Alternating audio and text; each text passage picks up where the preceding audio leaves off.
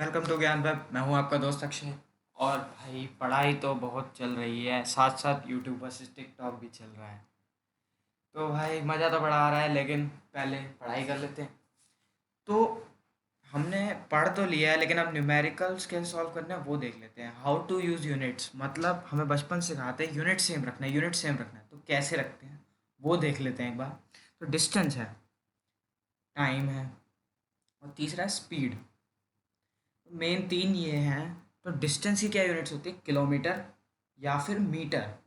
और टाइम की क्या होती है? आर या फिर सेकंड। तो किलोमीटर का आर के साथ पेयर होता है और मीटर का सेकंड के साथ पेयर होता है। तो इसी की वजह से स्पीड की यूनिट्स बनती है किलोमीटर पर आर और मीटर पर सेकंड। तो इसी हिसाब से मतलब किलोमीटर है तो आर रखनी है, टाइम की यूनिट मीटर है तो सेकंड रखनी है, तो उस हिसाब से चेंज करना है। तो स्पीड की भी ऐसी रखनी है, किलोमीटर पर आवर तो मतलब सेम ही रखनी है। तो अब स्पीड कन्वर्जन समझ लेते हैं कि किलोमीटर पर आवर से मीटर पर सेकंड में कैसे चेंज करते हैं, या मीटर पर सेकंड से किलोमीटर पर आवर कैसे चेंज करते हैं। तो यहाँ पे जैसे एग्जांपल है 60 किलोमीटर पर आवर, इसका मीटर पर सेकंड क्या होगा? तो पहले 60 किलोमीटर पर आवर है क्या? 60 किलोमीटर अपॉन में 1 आवर। तो ये क्या है, कितना होगा? तो किलोमीटर को चेंज करने के लिए 1000 से मल्टीप्लाई करते हैं, तो 60 × 1000 मीटर, मीटर में चेंज हो जाएगा 1000 से मल्टीप्लाई कर देंगे, upon 1 our into 60 minutes into 60 second. तो 2 बार 60 से मल्टीप्लाई करने से वो सेकेंड्स में चेंज हो जाएगा। तो 60 से 60 कैंसिल, 1000 के एक ज़ीरो से 60 का एक ज़ीरो कैंसिल, और आंसर आ गया 16.67 मीटर पर सेकेंड। अब ऐसे ही मीटर पर सेकंड से किलोमीटर पर आवर में चेंज कर लेंगे।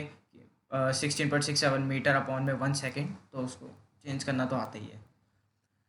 अब एक्सेलरेशन, स्पीड और टाइम वाला जो क्वेश्चन है उसमें कैसे यूनिट्स करनी है। तो एक्सेलरेशन जो है वो है, उसकी यूनिट क्या होगी? स्पीड अपॉन में टाइम, स्पीड पर टाइम। स्पीड की यूनिट होगी किलोमीटर पर आवर, मीटर पर सेकंड पढ़ चुके हैं। टाइम की यूनिट होगी आर और सेकंड, ये भी पढ़ चुके हैं। मेजरली यूज़ होंगी, और भी होते हैं लेकिन मेजरली ये यूज़ होंगी। तो स्पीड पर यूनिट टाइम मतलब किलोमीटर पर आवर पर सेकंड पर मिनट पर आवर, या फिर मीटर पर सेकंड पर आवर पर मिनट पर सेकंड। मतलब वो लास्ट वाली चेंज होगी, स्पीड की वही रहेगी।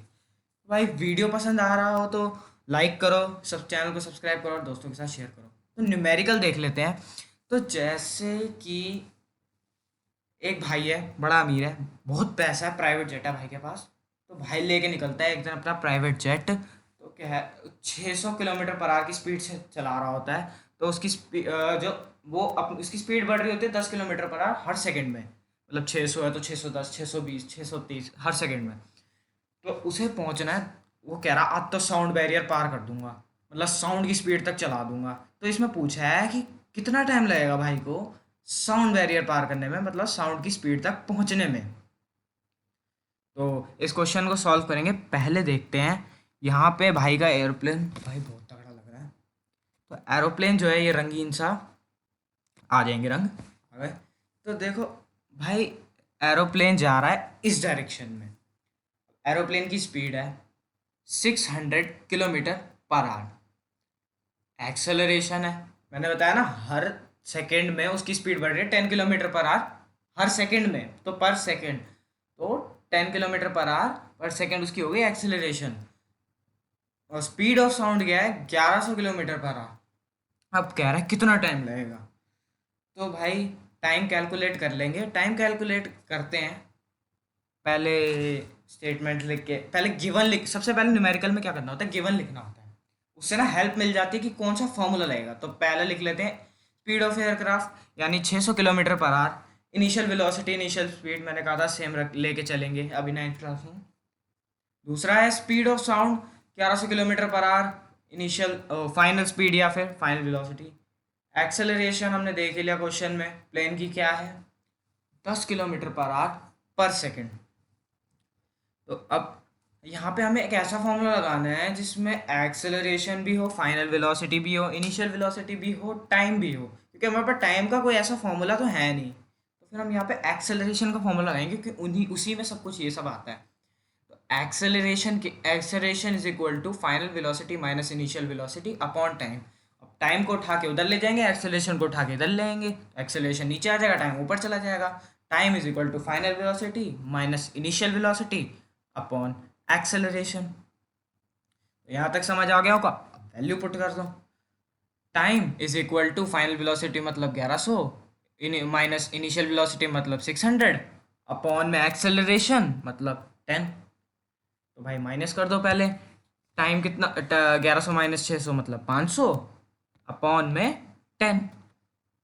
अब टाइम क्या हो गया, 500 डिवाइडेड बाई 10 यानी 50 सेकेंड्स, मतलब 50 सेकेंड का टाइम। अब भाई तुम ये कहोगे, बहुत बच्चे पूछेंगे कि सेकेंड में क्यों आया, जबकि एक्सेलरेशन तो थी 10 किलोमीटर पर आर थी ना।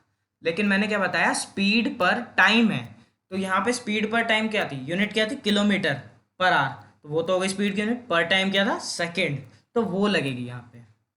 अब आंसर क्या है इसका, आंसर ये लिखना है हमें, the aircraft will take 50 second to reach sound barrier. तो समझ आ गया होगा। तो अब स्पीड के भी ना दो कुछ टाइप्स होते हैं, स्पीड के दो टाइप्स होते हैं, यूनिफॉर्म स्पीड, तीन टाइप होते हैं सॉरी। सेकंड होगा नॉन यूनिफॉर्म स्पीड, तीसरा क्या होगा, एवरेज स्पीड। ये थोड़ा नया है, पहले ये दोनों देख लेते हैं, पता ही है सबको, फिर भी एक बार देख लेते हैं क्या चीज़ है।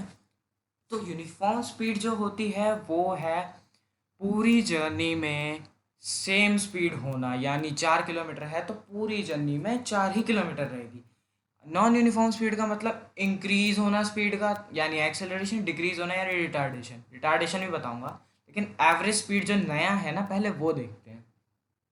तो एवरेज स्पीड एग्जांपल से देखो, 4 घंटे की जर्नी है, पहले घंटे में 2 किलोमीटर पर आवर स्पीड थी, दूसरे घंटे में 4 किलोमीटर पर आवर थी, तीसरे घंटे में फिर 2 किलोमीटर पर आवर थी, चौथे घंटे में फिर 4 किलोमीटर पर आवर थी। तो ये ऊपर नीचे हो रही है स्पीड, फिक्स नहीं है, नॉन यूनिफॉर्म है लेकिन अजीब सी है।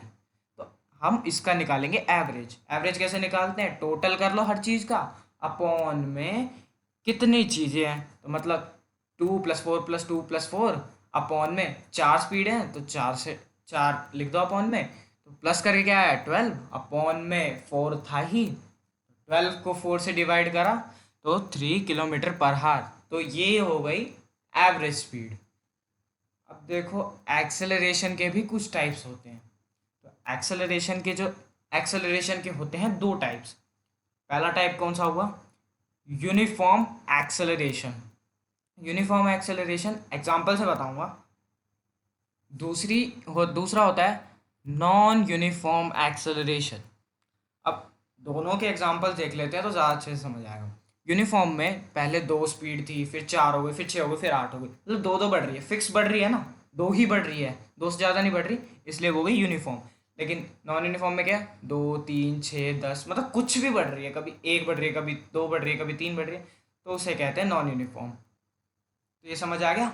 रिटार्डेशन, नेगेटिव एक्सेलरेशन, रिटार्डेशन और नेगेटिव एक्सेलरेशन से समझ आ गया होगा, मतलब एक्सेलरेशन का उल्टा, रिटार्डेशन मतलब एक्सेलरेशन का उल्टा होता है।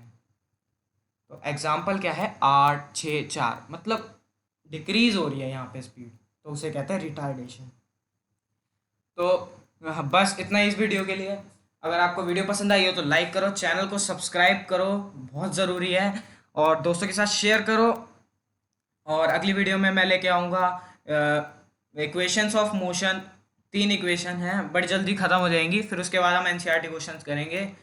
तो इस वीडियो के लिए इतना ही, थैंक यू।